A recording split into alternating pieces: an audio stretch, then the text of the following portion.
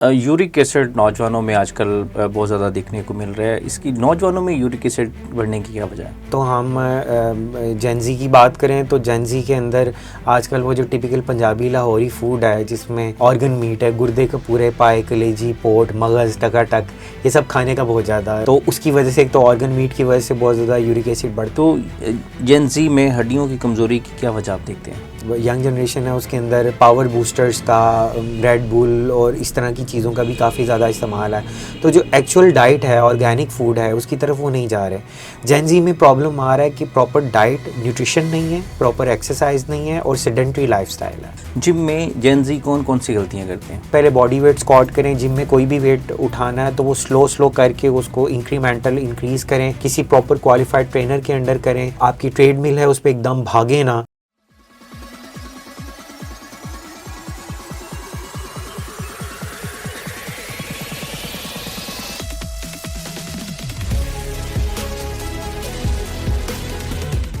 Gen Z में fitness का एक बहुत ज़्यादा क्रेज़ पाया जाता है कि वो जिम भी जाते हैं, लेकिन अक्सर लोग पहले चंद दिनों में कोई इंजरी करवा लेते हैं।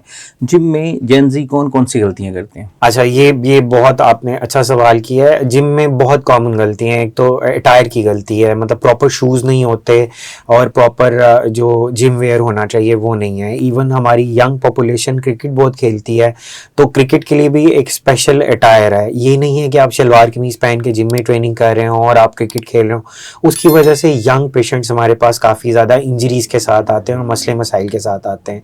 या अगर तो कोई एथलीट है और उसको शौक है अपनी प्रोफेशन में आगे प्रोग्रेस करने का, तो अगर उसने प्रॉपर अटायर नहीं यूज़ किया और उसको इंजरीज हो गई, तो जब भी इंजरीज होती हैं तो आप समझिए कि एथलीट की लाइफ वहीं पे ख़त्म हो जाती है। उसके अलावा जेंजी में प्रॉब्लम ये है कि वेट बहुत ज़्यादा बढ़ना शुरू हो गया है। तो लोग जिम जा रहे हैं, वो क्या कर रहे हैं, जो पहले कुछ कदम भी नहीं चलते थे वो ट्रेडमिल पे भाग रहे हैं या वो स्क्वाटिंग कर रहे हैं।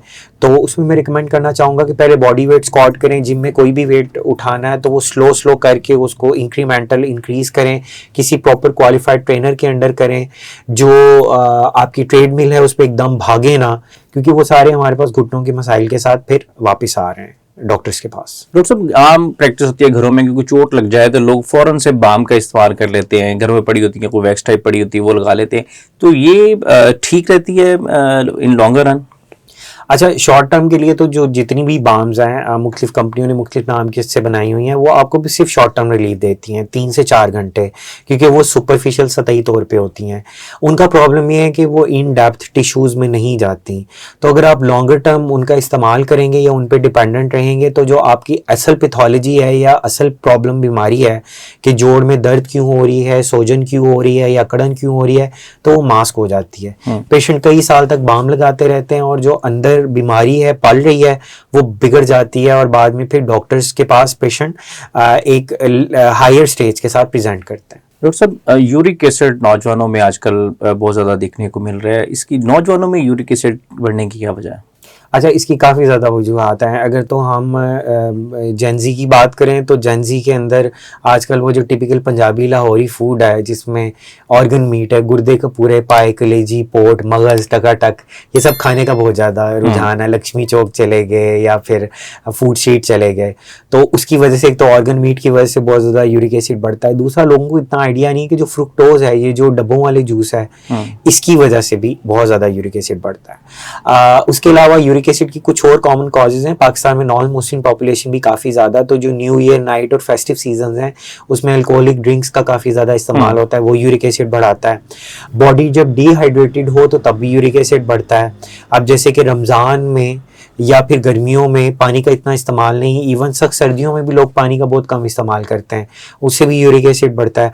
काफ़ी लोग हमारे पास ऐसे भी आते हैं, यंग जनरेशन, जो कहते हैं कि वो तो गोश्त का बिल्कुल इस्तेमाल नहीं करते। ये भी आजकल बड़ा कॉमन ट्रेंड है कि गोश्त का इस्तेमाल कम हुआ है, लोग वेजिटेरियन बनने के चक्कर में, इवन उनमें भी यूरिक एसिड ज़्यादा है।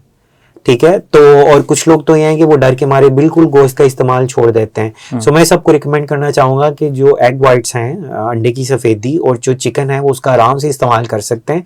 सिर्फ जो यूरिक एसिड के मरीज़ हैं उन्होंने बड़े गोश्त का इस्तेमाल कम से कम करना रेड मीट। उसके अलावा जो कार्बोनेटेड ड्रिंक्स हैं, मुख्तलिफ कंपनियां मुख्तलिफ नाम से बना रही हैं, तो ये जैसे हमारी आदत है ना कि घर में खाना खाते हुए हमने कोला लेनी है कोई, हाँ। पेप्सी मिरिंडा हमें चाहिए, तो वो भी यूरिक एसिड बढ़ाती है। ऊपर से वो हड्डियों को भी वीक करती है, तो हड्डियों से अच्छी खासी कैल्शियम भी वो खींच लेती है। जेन जी में हड्डियों के बहुत ज्यादा मसाइल हैं कि उतनी ताकतवर नहीं है। आजकल आप किसी को हल्का सा पुश कर दें तो बाद में पता चलता है उसका फ्रैक्चर हो गया।